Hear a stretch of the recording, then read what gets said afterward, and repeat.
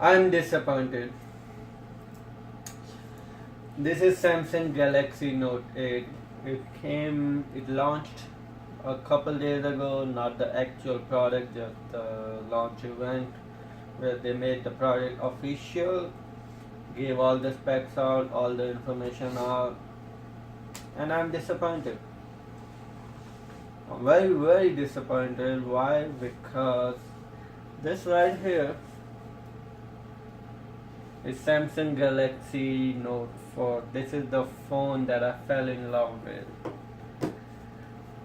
This is the phone I have been using for last 3 years.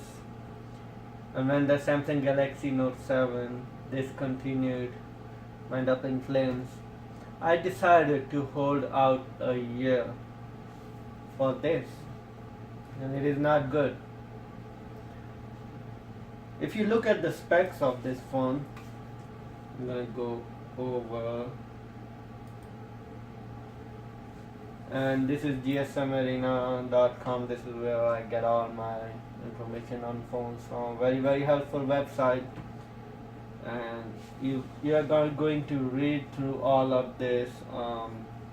Octa-core processor, 6.3 inch screen, and SDR10, Exynos 8895, micro SD. It has everything you need in a phone. This is not a bad phone. It is an excellent phone.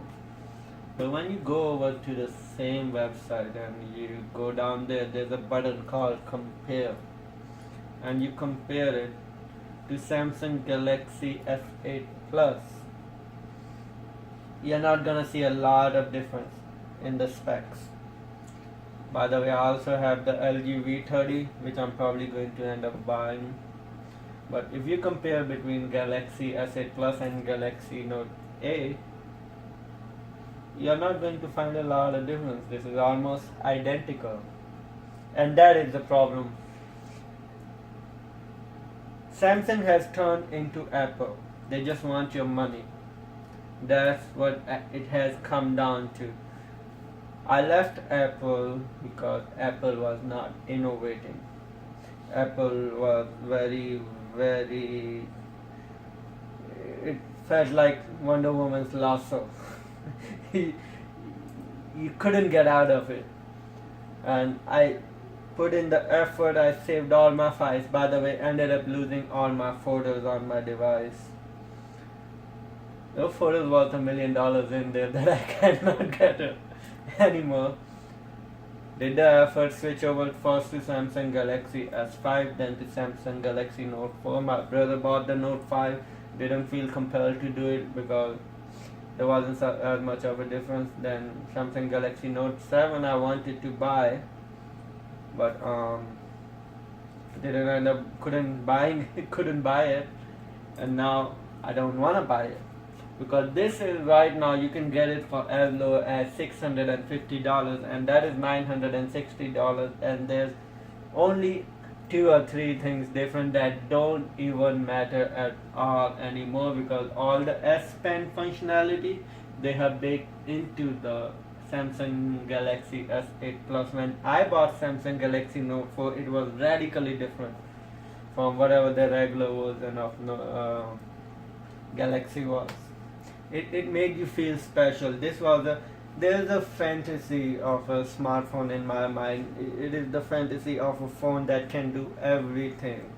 I bought this. I gave away my iPad to my friend, and I just kept just that for watching movies, for browsing the web, and whatever that I could not do on this, I did on this my laptop.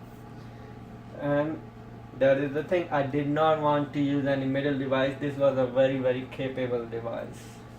This is a capable device too, but it does not deserve to cost $960. That's just robbery.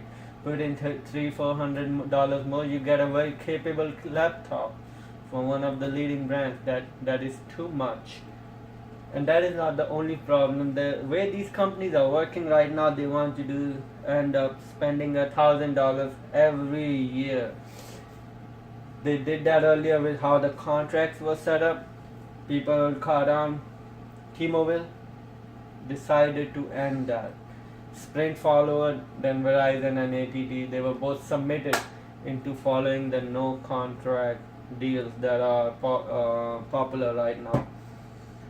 And they just want your money. They will just want you to spend $1,000 every year for the same, identically the same product. I have been using this for 3 years.